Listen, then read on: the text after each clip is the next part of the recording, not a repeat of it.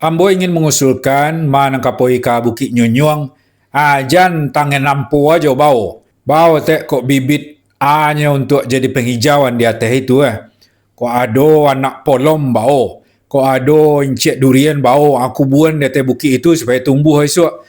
Kok ado tampang aju lah.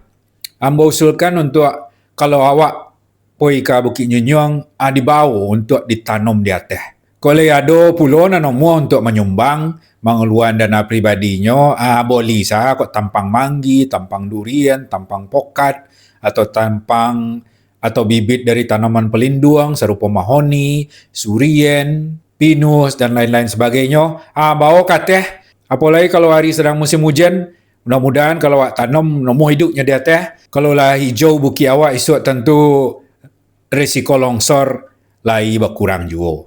Cik lai air tentu bertambah banyak. Sebab batang kayu tu urek-ureknya menyimpan air tu.